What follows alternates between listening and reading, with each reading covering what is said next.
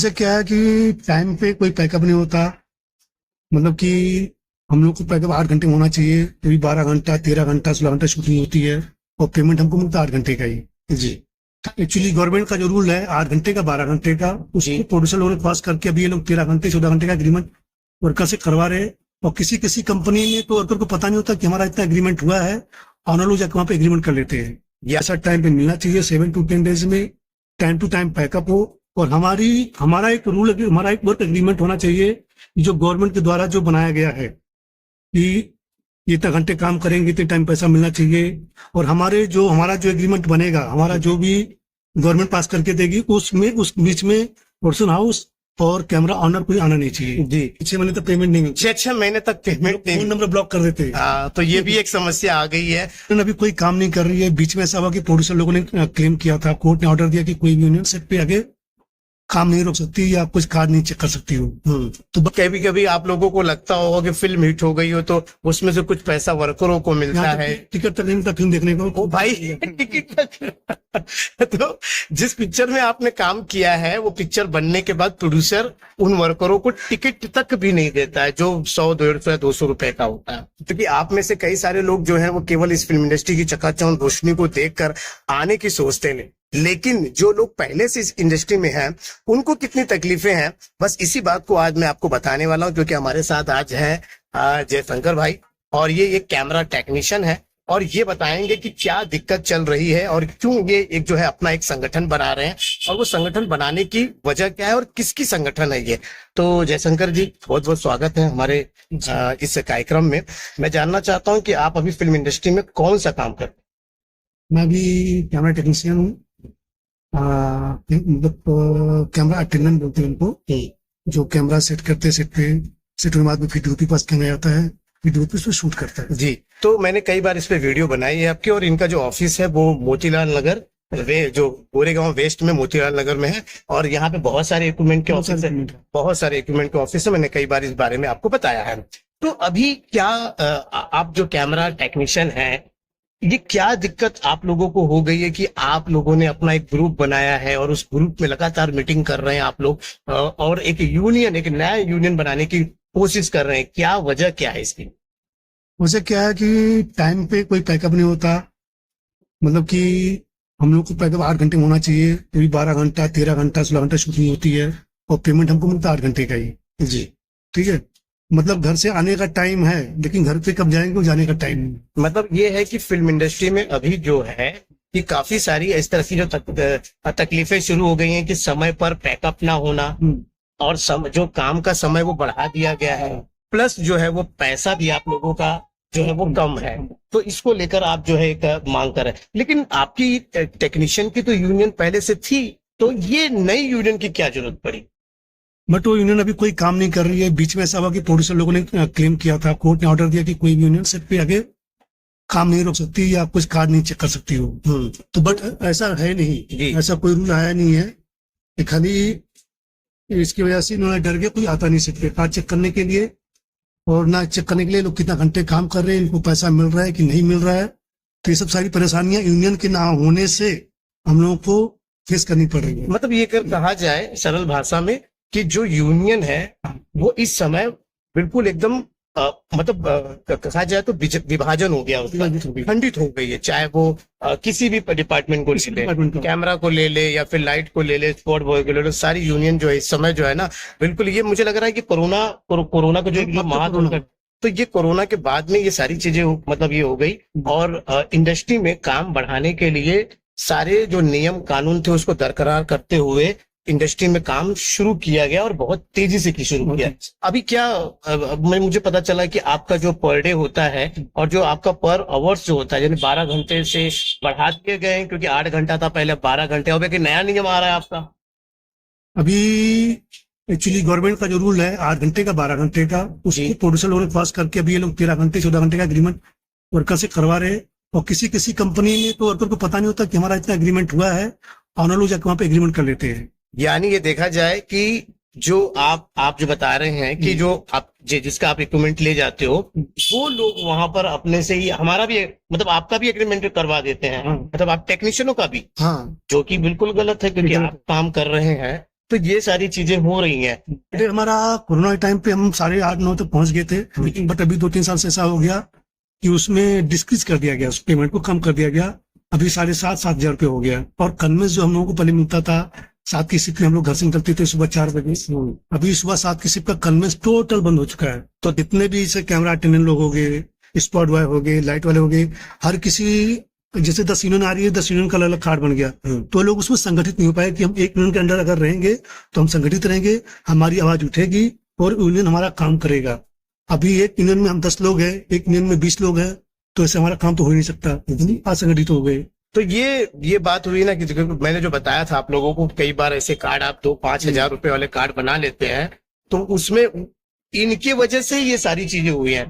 क्योंकि क्या हो गया है कि ये सारे जो लोग हैं, आप जैसे काम करने वाले लोग हैं, वो बट गए, कहीं कोई उस यूनियन में चला गया, कोई इस यूनियन में चला गया, और इसके बाद इकट्ठा नहीं हो पाए, तो स्ट्रांग कोई जो यूनियन है वो नहीं है। और यूनियन के ना होने की वजह से प्रोडक्शन हाउस प्रोड्यूसर जो है उन्होंने मनमार्जी करना शुरू कर दिया है। आपकी बात जो है लोकसभा के में जो है वो उठाई गई, जो अरुण गोयल जी हैं उन्होंने अभी बात बताई। इसके पहले जो है नसरुद्दीन शाह जी ने भी बहुत अच्छी बात कही थी।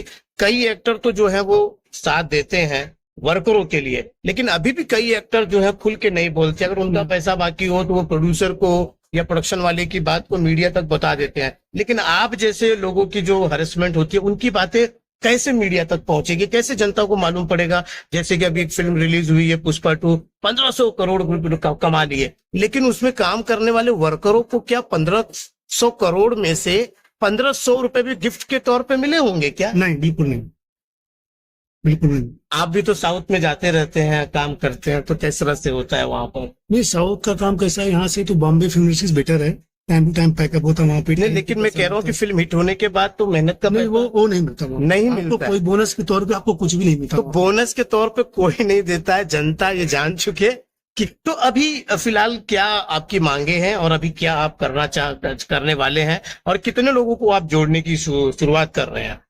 मैं सोच रहा हूँ कि हमारे जितने इंडस्ट्री के अटेंडेंट लोग हैं, चाहे टीवी शो वाले हों या सीरियल वाले हों या फिल्म वाले हों, और वो सब एक यूनियन के अंडर में आ जाएं, एक यूनियन के नीचे काम करे, और यूनियन हमारी जो भी मांगे हैं वो पूरा करेगी गवर्नमेंट के थ्रू। हमारी मांगे है कि 8 घंटा काम होना चाहिए, हमारा पैसा टाइम पे मिलना चाहिए, 7 to 10 डेज में टाइम टू टाइम पैकअप हो, और हमारा एक रूल, हमारा एक वर्क एग्रीमेंट होना चाहिए जो गवर्नमेंट के द्वारा जो बनाया गया है कि इतने घंटे काम करेंगे, इतने टाइम पैसा मिलना चाहिए।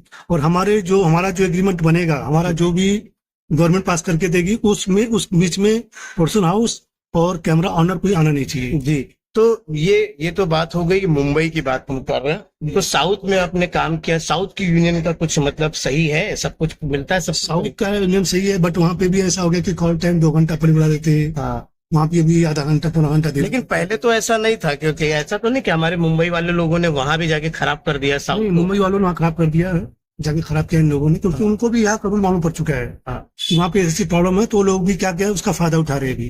तो ये आप देख रहे हैं कि दोस्तों की मुंबई के जो लोग हैं, जो यहाँ की व्यवस्था खराब हो गई है, तो इसका फायदा वो साउथ वाले भी उठा रहे हैं। क्योंकि हम जब वहां काम करने जाते हैं तो उनको पता है कि ये मुंबई से आया हुआ है और वहां पे कोई रूल एंड रेगुलेशन नहीं चल रहा है, तो हमसे ज्यादा काम वो करा लेते हैं। हालांकि वो वहां के जो साउथ के जो लोग हैं, जो वहां के लोकल लोग हैं, उनसे ये नहीं करवा पाते हैं, तो हम लोगों से करवा लेते। तो ये कितनी बड़ी बात है, और ये सारी चीजें, ये सारी बातें आप तक नहीं पहुंच पाती हैं मीडिया के माध्यम से। तो हमने ये सोचा कि आपको ये जानकारी दे दें, क्योंकि आप लोग जब भी कोई फिल्म देखते हो तो उछल पड़ते हो कि चलो हम काम करेंगे। तो ये दिक्कतें हैं जिसका सामना आपको करना पड़ेगा।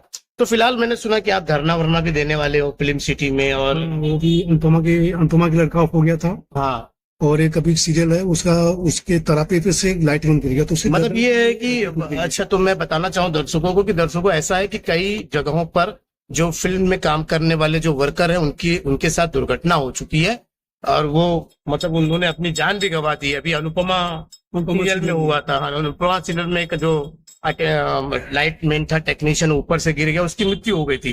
तो उसके लिए जो लड़ाई लड़ी वो आप ही ने लड़ी थी वहां पे सारी चीजें। तो अब इसका जो प्रेसिडेंट है सूरज गुप्ता, उनको मालूम पड़ा, किसी ने कॉल किया, उन्होंने आवाज उठाई, फिर 6 लाख का प्रोड्यूसर ने दिया, और कुछ प्रेस नोट निकाला उसने कि इसमें अटेंडेंट की गलती थी, ऐसी गलती थी, बट उसकी गलती नहीं थी अटेंडेंट की।